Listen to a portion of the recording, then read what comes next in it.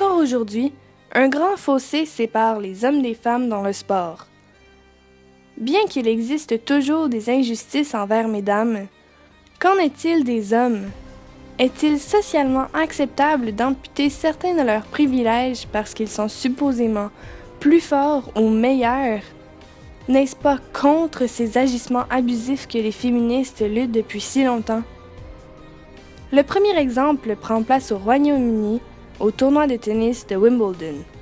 Dans les règlements, les joueuses ne disputent que de 3 manches, comparativement à 5 pour leurs homologues masculins. Elles sont parfaitement capables d'en faire autant. De plus, lorsque la température dépasse les 30 degrés et que le taux d'humidité est élevé, les femmes ont droit à une pause de 10 minutes entre leur 2e et 3e manche. Cette règle, établie à la demande de la Women's Tennis Association, est logique compte tenu du risque de déshydratation et d'autres dangers. Mais pourquoi ce privilège ne s'applique-t-il pas aux hommes? Par ailleurs, des injustices à l'endroit des hommes se voient aussi aux Jeux olympiques.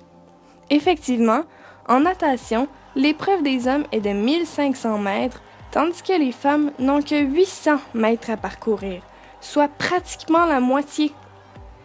D'ailleurs, non seulement les hommes sont brimés par un manque flagrant de privilèges qui leur est accordé, mais on les empêche ou on les juge fortement s'ils veulent pratiquer des sports ayant moindrement une connotation artistique, comme la nage synchronisée ou le patinage artistique.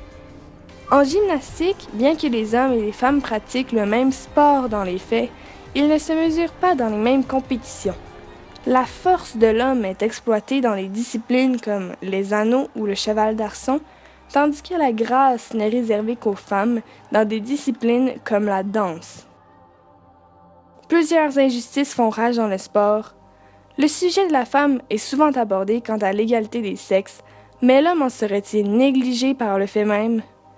Il n'est pas à nier qu'il reste encore beaucoup de chemin à faire dans l'égalité des sexes.